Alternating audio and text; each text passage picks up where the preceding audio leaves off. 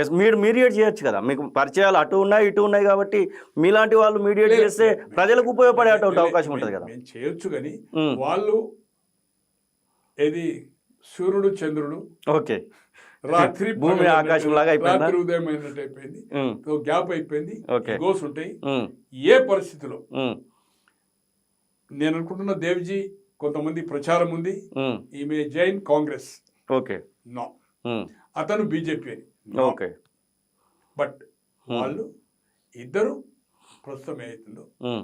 పోటీ చేసే అవకాశాలు ఉన్నాయి. ఎవరైనా టచ్ లో ఉన్నారా అన్న? ఇప్పుడు ఒకసారి ఫోన్ లైన్ లోకి తీసుకొని మాట్లాడేటువంటి ప్రయత్నం చేద్దామా? వాళ్ళ ఆరోగ్య సమస్యలు అంటే వాళ్ళకు ఉమ్, ఇప్పుడు ఈ ఐదుగురు ఏదైతుందో వాళ్ళు వేరే ఉన్నారు.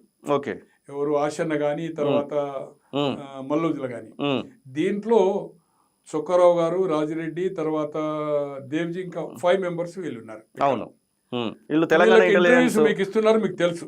అవును, అదే ఆ, గెస్ట్ హౌస్ ఏది మన ప్రగతి భవన కాకతీయ ఏరియాలో ఏదో గెస్ట్ హౌస్ ఉన్నారు. అవును, అక్కడ గవర్నమెంట్ ఉంది, తర్వాత ఎస్ఐబి ఆఫీస్ ఉంది, అవును, అవును, ఆడ అదే ఉన్నారు. ఉమ్, బట్ మొన్న వాళ్ళ డాక్టర్ కోసం ఏదైతుందో 1 డే పర్మిషన్ ఇచ్చారు. అవును, కాశీం గారు అక్కడ పోయారు ఉమ్, సండే. ఉమ్, నేను తిరుపతిలో ఉండి వాళ్ళ కూతురు నాకు క్లోజ్ కనుక ఉమ్, మాట్లాడితే నేను తిరుపతిలో అంటే రాజిరెడ్డి గారితో ఒక 10-15 నిమిషాలు మాట్లాడాను. ఓకే, బట్ నేను అధికారులతో కూడా మాట్లాడాను. ఉమ్, మాట్లాడినప్పుడు ఏదైతుందో దేమే ఇంకేదో నేషనల్ లెవెల్లో అధికారులదా లేకపోతే సరెండర్ అనేది ఉమ్, ఒక మీటింగ్ ఆర్గనైజ్ చేసేది ఉంది. ఓకే, దాని తర్వాత ఏదైతుందో ఇట్ మేబీ నేను అనుకుంటున్న 31st తర్వాత వీళ్ళ విడుదల అనేది పూర్తి అయిపోతుంది, ఫ్రీ చేస్తారు. ఉమ్, ఇప్పుడు కూడా ఏదైతుందో వాళ్ళకేం పెద్ద నిర్బంధం ఏం లేదు, ఉమ్, ఫోన్లు గేదు. కానీ నేను వాళ్ళ ఏ ఫోన్ వాడుతుండ అనేది నేను అడగలేదు, మొన్న మాట్లాడాను. ఓకే, బట్ ఏదైతుందో రాజిరెడ్డి గారు కూడా ఆయన అభిప్రాయం కూడా చెప్పాడు. ఉమ్, మమ్మల్ని 31 వరకు ఏదైతుందో అది చేయొచ్చు, ఉమ్, మమ్మల్ని బాగా దే ఆర్ ట్రీటింగ్ అయితే మేము 5 మాత్రం ఉన్నాము. ఉమ్, కడమారే సరెండర్ అయిన వాళ్ళు ఎక్కడ వీళ్ళు మెయిన్ అది కదా, ఉమ్, 5 ఉన్నాము. బట్ రాజిరెడ్డి గారు మాత్రము ఆరోగ్యము అంటే షుగర్ ఉందనుకోండి సహకరించకుండా ప్రజలకు ఏదైతుందో అప్పుడు ద్వారా సిద్ధాంతం ద్వారా కాక రాజ్యాంగం ఇచ్చిన పరిధిలో ఉమ్, కొంత ప్రజల కోసము ఉమ్, వాళ్ళు అనుకున్న సిద్ధాంతాన్ని రాజ్యాంగం ద్వారా ఎస్, తెలంగాణలో కొన్ని ఇన్సిడెంట్ల గురించి మాట్లాడుకుంటే ప్రధానంగా కాటారం ఏదైతే గ్యారపల్లి పోలీస్ స్టేషన్ ఇన్సిడెంట్, ఆ తర్వాత తుద్దిర్ల శ్రీధర్ బాబు తండ్రి శ్రీపాదరావు ఇన్సిడెంట్, ఈ ఇన్సిడెంట్లలో మీరు అబ్జర్వ్ చేసింది ఏంటి? మీరు అప్పుడు ప్రత్యక్షంగా కూడా ఉండొచ్చు కదా ఆ ఇన్సిడెంట్లకు సంబంధించి, అసలు దాని గురించి చెప్పాలనుకుంటే. శ్రీపతిరావు గారిది జరిగింది అక్కడ మాదేపూర్ అదే ఆ ఏరియాలో పోయినప్పుడు అయితే అప్పటికే వార్నింగ్ లెటర్స్ వస్తున్నాయి. ఓకే, బట్ దాంట్లో నేను ఇక్కడ కేసులకు ఇక్కడ జైల్లో ఉన్నప్పుడు ఆ కేసుకి అటెండ్ అయ్యాడు ఎక్కడ కరీంనగర్. ఓకే, ఏ రోజు నువ్వు ఆఫెన్స్ లో ఉన్నావు అని మాత్రం నేను అడగల, టు బి ఫ్రాంక్ అడగల, ఉన్నదా లేడా అని. కానీ ఆ కేసులో ఇతన్ని ఇన్వాల్వ్ ఉన్నాడు. ఓకే, ఏది ఐజ్ ఫర్ పోలీస్ యాక్ట్ ప్రకారం ఆ కేసులనే బెయిల్ దొరికినప్పుడు ఏదైతుందో బయటకు పోయాడు కదా. ఇప్పుడున్న కేంద్రం కానీ రాష్ట్రం కానీ జైల్లో ఉన్న వాళ్ళ మీద కానీ ఇప్పుడు సరెండర్ అయినరా లేకపోతే వాళ్ళు అరెస్ట్ చేసిన ఈ వీళ్ళు చెప్పిన ప్రకారము కన్విన్స్ చేస్తే అయినరా, వీళ్ళ మీద కేసులు ఎత్తివేసే అవకాశం మెండుగా ఉన్నాయి. ఓకే, కేసులు అనేది కంటిన్యూ కాదు, ఖచ్చితంగా కేసులు తీసేస్తారు. ఓకే, శ్రీపాదరావు ఇన్సిడెంట్లో ఉన్నటువంటి వాళ్ళు గురించి మాట్లాడుకోవాలనుకుంటే అప్పుడు వాళ్ళు ఎవరో కానీ నాకు అదే కదా రాజిరెడ్డి గారు అయితే అటెండ్ అయినారు.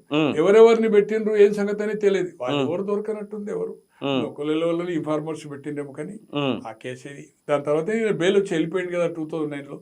యాక్చువల్ గానైతే నేను రాజశేఖర రెడ్డి గారితో కానీ అప్పుడున్న అరవింద్ రావు గారు ఏదైతే ఇంటెలిజెన్స్ గారితో ట్రై చేసినప్పుడు మాక్సిమం ఆయనతో టచింగ్ ఎందుకు వీళ్ళతో గట్టని వీళ్ళకి సాయం చేయాలనేది కూర రాజన్న కానీ ఈయన కానీ గద్దర్ గారిది ఏదైతుందో కేసు తీయడానికి బయటకు పోయి బుల్లెట్ ఉండే కదా ట్రీట్మెంట్ కి అవుట్ ఆఫ్ ఇండియాకి తీసుకుపోదామని నాకుండే. బట్ అతనికి డ్యూ టు ఆ కేసు ఏదో ఉండడంలో ఆ పాస్పోర్ట్ రాదు కనుక సాధ్యం కాలేదు. నేను కూడా ప్రయత్నం చేశాను. అండ్ సీఎం గారి దగ్గర కూడా ఆ రోజు కేవీపీ గారి రెండో సన్ మ్యారేజ్ కన్నాభిరామన్, బాలగోపాల్, గద్దరన్న, తర్వాత ఇంకొక 4th వన్ పెళ్లి కంటే ముందే నేను మార్నింగ్ ఎప్పుడైనా 4:30 పోదామంటే ఈ రోజు కలవాలంటే అన్నాడు. సాయంత్రం మ్యారేజ్ కంటే ముందు ఇదే మన ప్రజాభవన్ ఉంది కదా అక్కడనే మేము కలిసాము. కలిసిన తర్వాత వాళ్ళని రిలాక్స్ అయితే అరవిందరావు గారు అనేవాళ్ళు ఏం ప్రకాశనం అంటే ముఖ్యమంత్రి శాస్త్రం కాదు, అంత సెక్యూరిటీ ఉంటుంది. వాళ్ళని ఏదైతుందో జనజీవన స్రవంతిలో వస్తా అంటున్నాడు అతను, మళ్ళీ అండర్ గ్రౌండ్ పోనంటున్నాడు. మరి ఏంది నీతో ఇదంతా రాజిరెడ్డి గురించి రాజిరెడ్డి నీతో చెప్తుండు కదా అంటే, నేను శేఖర్ గారని ఆంధ్రజ్యోతిలో కరీంనగర్, ఆదిలాబాద్, నిజామాబాద్ ఆయన హెడ్. ఈ ప్రెస్ కౌన్సిల్ బషీర్ బాగులో ఉంది కదా, దానికి కూడా చైర్మన్ ఉండే మొదటి వరకు, విరాసత్ కంటే ముందు. తో అతని ద్వారా ఇంటర్వ్యూ మన డిస్ట్రిక్ట్ కోర్టులో తీసుకొని ఆ స్టేట్మెంట్ చూపెట్టి బెయిల్కి ఏదైతుందో సహకరించాలి, మీకు తెలుసు కదా. అట్లే కూరరాజన్న గారికి కూడా ఫర్దర్ కేసులు పెట్టకుండా ఇతను కేరళ పట్టుకున్నారు. కూరరాజన్న గారిని కూడా ఉస్మానియాలో వేస్తే తీసుకొచ్చి కేరళ ఇచ్చి గవర్నమెంట్ కంప్లీట్ అతని ట్రీట్మెంట్ ఏదో చేయించిన దాంట్లో కూడా నేను ఇలా కూరరాజన్న పట్టుకున్నారు, మన విమలక్క తెలుసు, అమర్ గారు తెలుసు. ఇట్లా దాంట్లో ఉన్న వాళ్ళు నేను ఎవరికేం సాయం చేసింది అనేది పక్కకు పెట్టండి. నాకు ఆ క్లోజ్ కాంటాక్ట్. రాజిరెడ్డి గారు జైలు ఉన్నప్పుడు జైల్లో కొన్ని పరిస్థితులు ఎట్లుంటాయంటే, ఒక కుక్కర్ కావాలి, దానికి ఎస్టిమేట్ కావాలి, కొన్ని ఏదో సిమెంట్ అక్కడ వాళ్ళు కూర్చుంటారు, ఏది మార్నింగ్ వదిలి పెడతారు కదా, ఉంటే ఏదైతుందో ఆ గద్దె గిద్ద పోతే సిమెంట్ అంటే సిమెంట్ బస్తాలు వరంగల్ అప్పుడు. తర్వాత ఇదేది మన ఉంటాయి కదా నలుగురు దోమలు బాగుంటాయి అవి, ఏదో టీవీకి వాళ్ళ కొల ఉందని టీవీ కావాలంటే అది ఎస్టిమేట్ చేసి వాళ్ళ శాంక్షన్ కావాలి కదా. అది పొద్దిరెడ్డి ప్రభాకర్ రెడ్డి అని ఇప్పుడు AICC member, PC general secretary Warangal, అతనే. నేను ఆయన పోయినప్పుడు కలిసినప్పుడు ములాఖాత్ అడిగే, మన దగ్గర డబ్బులు ఉండాలి కదా, ఇక్కడ వచ్చేది అరేంజ్మెంట్ చేసుకుని ఆయన పంపిస్తే ఆయన కొని పోయి జైల్లో ఇచ్చేసేవాడు. తో రాజిరెడ్డి ఎన్నడూ తన కోసం అడగల, తనకు టీ షర్ట్స్ ఇచ్చిన.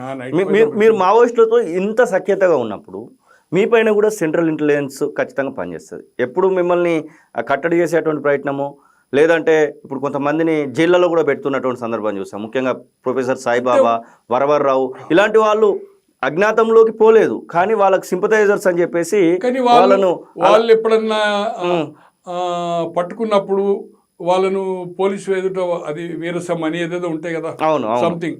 బట్ నేను అటువంటి స్టేట్మెంట్లు ఇప్పుడు వ్యక్తిగత సంబంధాలతో ఏదైతుందో వాళ్ళు ఏదైతుందో, ఇప్పుడు రాజిరెడ్డి గారు మళ్ళీ పోయాడు, నాకు చెప్పాడు, నేను మీరు చెప్పినట్టుగా జనజీవనస్రవంతిలో అది చేస్తా, స్టేట్మెంట్ ఇమ్మంటే ఇచ్చిండు, దాని ప్రకారమే అయింది. పోయిన తర్వాత ఒక 2-3 సార్లు ఫోన్ చేశాడు, వాళ్ళకి ఎక్కడో ఫోన్ దొరుకుతుంది, రాజన్న అంటుండే, ఎవరే రాజన్న రాజన్న చెప్పమంటే వాళ్ళు ఇమ్మీడియట్ ఆ ఫోన్ లాంగ్ ప్రొలాంగ్ ఉండదు కదా, కట్ చేసేవాడు. చివరకు 3వ సారి 4వ సారి నేను నెక్స్ట్ డే వాళ్ళ కూతురు దగ్గరికి పోతున్నాను. అప్పుడు ఎల్బీ నగర్ లో ఉండే స్నేహారెడ్డి. జనరల్ గా వాళ్ళు దేవుడు నమ్ముతారో లేదు, నేను $1 తెచ్చింటి, ఇది ఏది వెంకటేశ్వర స్వామి తిరుపతి వచ్చి. నేను ఫ్రైడే నాడు ఎప్పుడు ఫోన్ చేసిన, సండే నాడు వస్తున్నామని చెప్పిన. తో ఆయన సాటర్డే నాడు ఫోన్ చేసాడు అసలు దగ్గర. అరే ఏం నువ్వు రాజన్న అంటే ఏ రాజన్న అంటావు, నేను మల్ల రాజన్న అన్నాడు.